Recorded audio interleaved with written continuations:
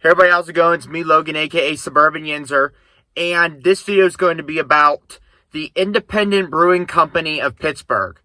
And many Yins probably never heard that before. If you're from southwestern PA or Pittsburgh, Pennsylvania, our region doesn't really know what that is. And I didn't know what it was, honestly, until last week. Okay, because here's how I found that. So before I start this whole video out, I just want to highlight my shirt that I got a couple years ago. J&L Steel Southside Foundry, okay?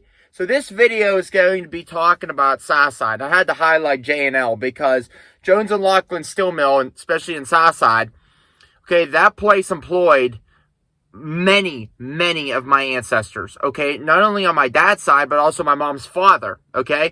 But most of my dad's ancestors and my mom's father, my grandfather, they worked at J&L down in Southside. Okay, so this video is going to somehow incorporate a little bit with J&L, okay, because the Southside culture, the Southside tradition, and we all know, okay, if you're from Southside, if you're from Pittsburgh, you Yins all know, okay? Don't say that I'm tripping, that I'm lying. No, listen, okay? I'm going to incorporate so many historical things, my interpretation, being a suburban kid from the South Hills, having a dad from Southside, a mom from the Mott, okay? So I'm going to try my best to interpret this history, but also educate and inform. But regardless, let's talk about how I found out about the Independent Brewing Company of Pittsburgh. What is the Independent Brewing Company? So I was reading my third great grandmother's will and testament before she died. And I'm reading this from 1916. Now, before we talk about the will, what's in the will, I just want to say that my dad's side of the family, not the Italians, okay, the Germans.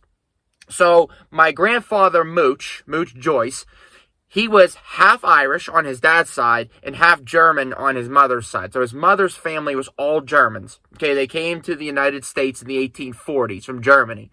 They settled predominantly in Birmingham Borough, which is what? The south side of Pittsburgh, ladies and gentlemen, okay?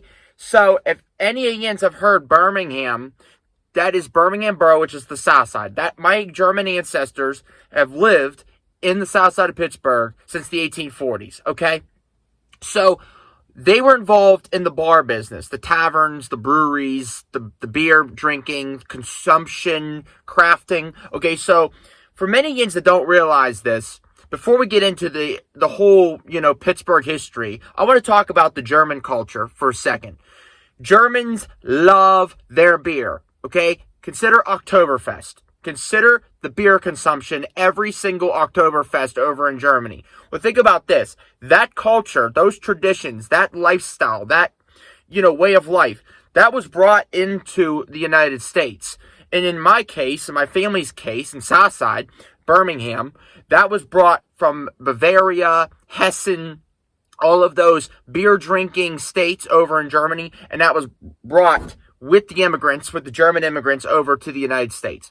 Okay, so that's why Southside has such a deep core of, let's just say, bars, taverns, breweries, okay, glass making, industrialization, because the Germans it's not only a stereotype, it's actually truthful. So my ancestors from Germany brought the beer drinking tradition and culture over.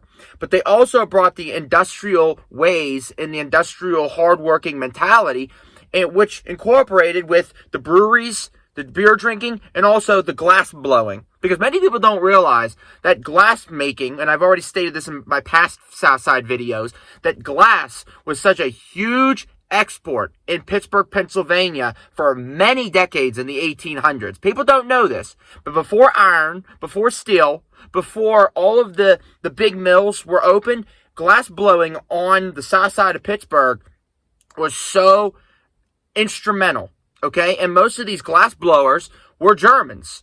So what do you put in glass? Beer, okay? So if you take the breweries and you take the glass blowing and you put them together, you have a perfect system for exporting beer and glass out of Pittsburgh, Pennsylvania. In my opinion, the Germans, geniuses. So anyway, back to the will. So I was reading the will and testament of my third great grandmother, Elizabeth Riebel, okay? And I'm going to put it up on the screen so many yins can see it. She says, I also give and bequeath to my daughter, Margaret Lippert, which is my great-great aunt, the following shares of stock which I hold, viz. 26 shares of common stock and 40 shares of preferred stock of the Independent Brewing Company of Pittsburgh, Pennsylvania. Oh, and below, guess what she gives my great-great-grandfather? She says, to my son Charles Riebel, after due and careful deliberation, I give the sum of $5. Wow. Great job. Okay. His sister got tons of stock, and all he gets is $5. But what is the Independent Brewing Company of Pittsburgh? Many yins are probably like, okay, Logan, get to the point. And this is the point. Okay. So the Independent Brewing Company of Pittsburgh was formed in 1905, and I've made notes, okay? I'm going to refer to these, so bear with me. It says, the company was incorporated on January 7th, 1905, with capital of $10,000. Unlike the Pittsburgh Brewing Company, which is basically the Iron City beer, whose breweries were located primarily in the city itself, the Independent Brewing Company of Pittsburgh's breweries were in towns surrounding the city. Okay, so basically what it was basically branches of independent breweries around Pittsburgh, okay? So like South Pittsburgh, East, West, North, okay? So unlike the independent or the Pittsburgh Brewing Company, like Iron City Beer, formed in 1861, many of these splinter or independent breweries were forming around Pittsburgh in the 1800s to early 1900s. And what they wanted independence. They wanted to be able to do their own thing. They didn't want to basically be subservient to the almighty Pittsburgh Brewing Company. They wanted to do their own things, which, hey, I totally like that. I totally agree with that. I believe in independence. I believe in private consumption, private production. I don't believe in big ginormous corporations owning everything and everybody and telling everybody what to do all the time. I believe in independence when it comes to industry and innovation. But anyway, so the Independent Brewing Company of Pittsburgh had many different independent breweries, okay? And these breweries were mostly founded in the late 1800s and early 1900s. But I'm going to list some of these breweries or these branches. So it says here that the following breweries operated under the auspices of the Independent Brewing Company of Pittsburgh.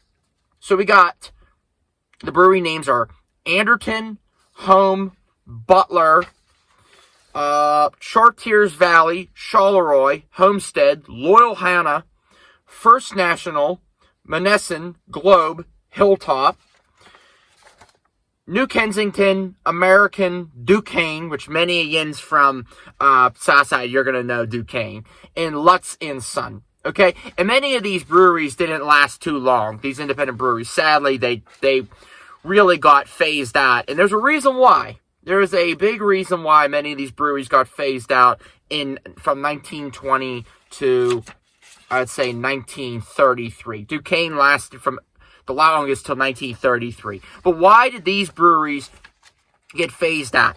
Well, something called prohibition, okay? And I and my family know deep down and really well, we know really well what prohibition did to the independent breweries or the independent tavern and bar owners back in the 1920s and early 30s. So my third great grandmother, Elizabeth Riebel, who owned all that stock. Well, why did she own all that brewery stock? Why was she involved in the Independent Brewing Company of Pittsburgh? Well, her family, my ancestors, the Germans, were bar owners, okay? So, I've said this 1,000 times, and I'll say it 1,001 time again. I'll say it one more time. My ancestors owned a bar on South 27th and Jane. So, currently, Chupka's one, that was my great-great-grandparents' bar called Riebel's, okay? And before Charlie, my great-great-grandfather, owned that bar, his mother And his father owned and operated that bar. And his grandparents and great-grandparents, the Lipperts, the Kops, the Rebels, the Christians, all of these German immigrants, Catholics and Lutherans combined, didn't matter. They were still, integrated in religion, but they were all Germans. And they were in the bar industry since the 1870s, okay? So they had a huge stake and a huge influence in breweries, brewing, glass blowing. The whole concept of Southside culture was, at that time, alcohol in industry, okay? And that's where J&L comes in, okay? So when Jones and Laughlin was ironically placed in Southside, because if you see the Monongahela River, okay, you could export the steel and export the product, the raw materials and the products out of Southside using the river as like a water highway, essentially.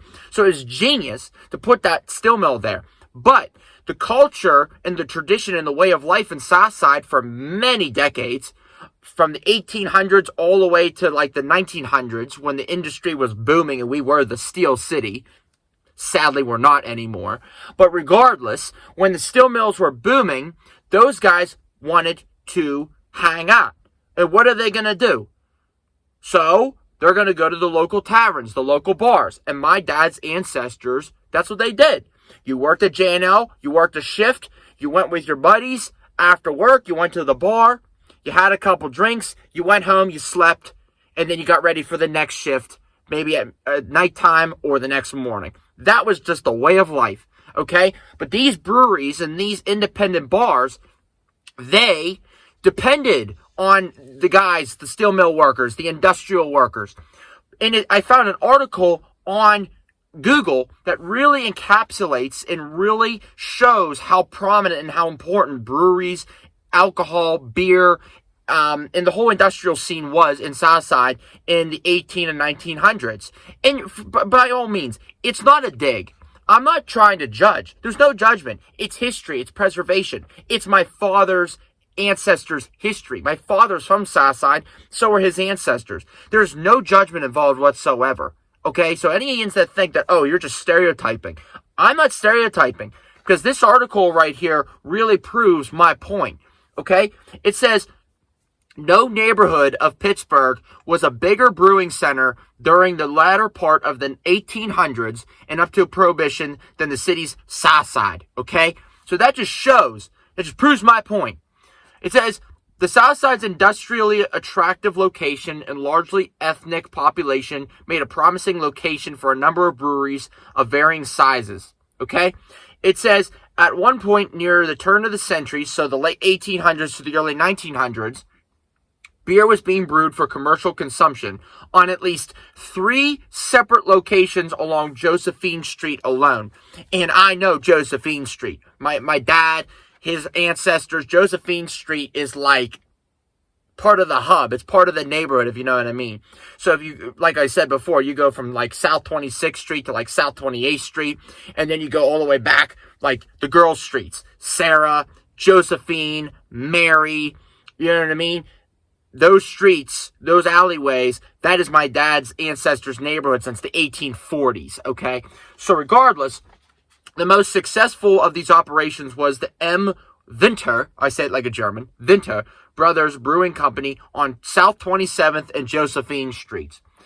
The German immigrant brothers, I bet many Indians never knew this, Michael, I think his name is Alois, A-L-O-I-S, Alois, and Wolfgang Winter, I love that, arrived in Pittsburgh. They acquired the facilities and began brewing operations in the fall of 1883.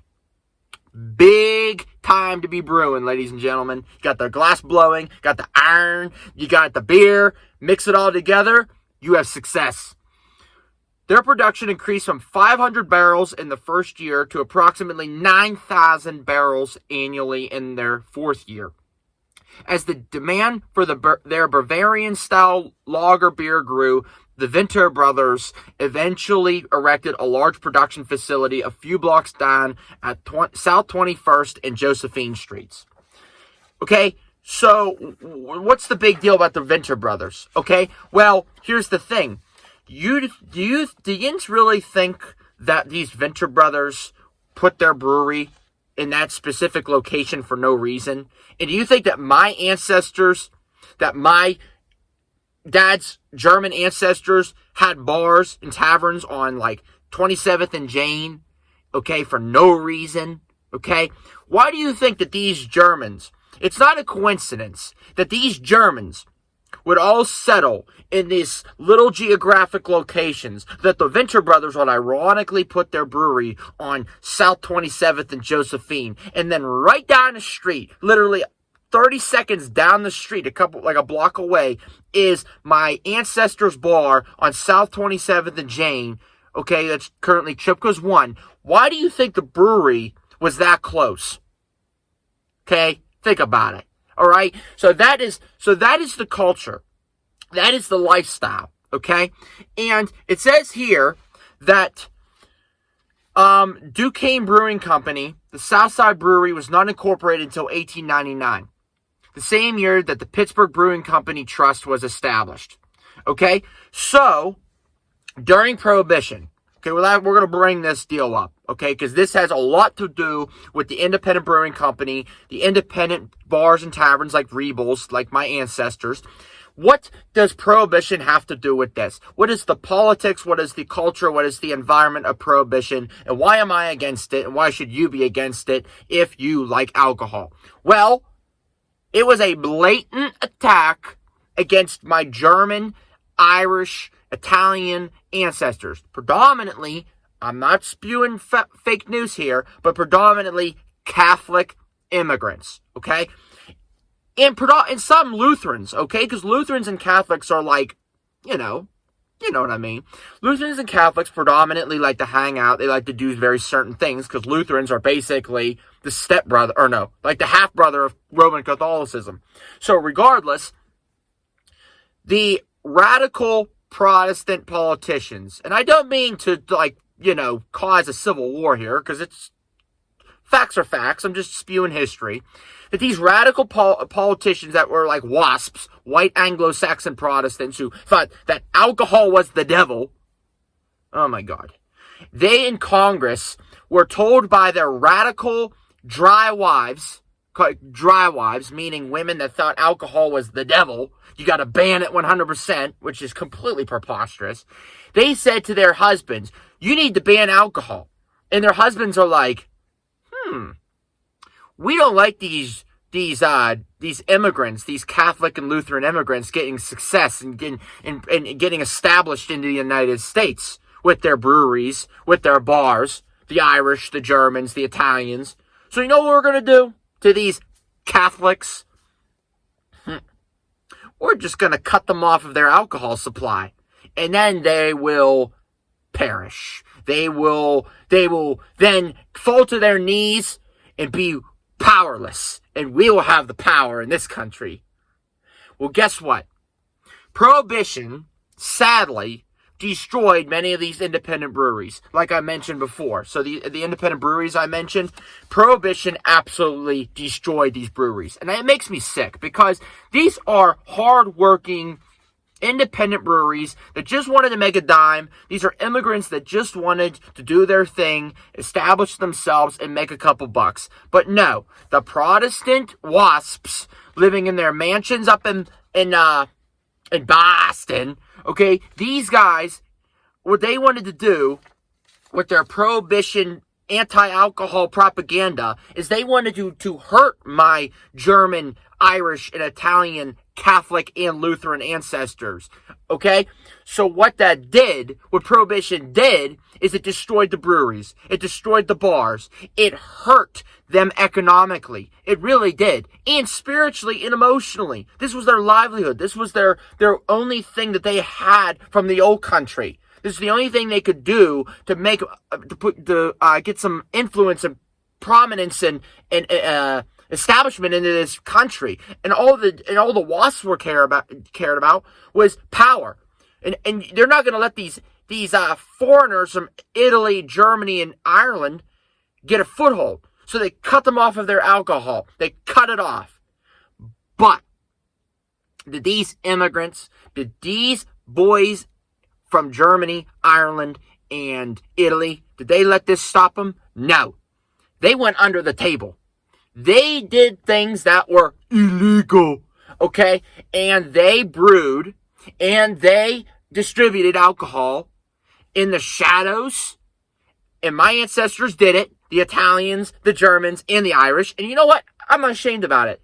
Good. Because alcohol is essential. Alcohol is good, okay? And nobody has the right to tell you that you don't have the right to drink in the land of the free. Forget about it. And so, luckily, Prohibition ended, thank God, and the Catholic and Lutheran immigrants prevailed, and they outlasted and outmanned the federal government. And so, in the Duquesne Brewing Company, when the Prohibition ended, they opened their brewery down in Southside, and then so here we go. Duquesne opened its doors at 12:01 a.m. that Friday when Prohibition was announced that it was ended to a waiting crowd as independent brewing company. They opened their doors and the people just flocked in there in 1933.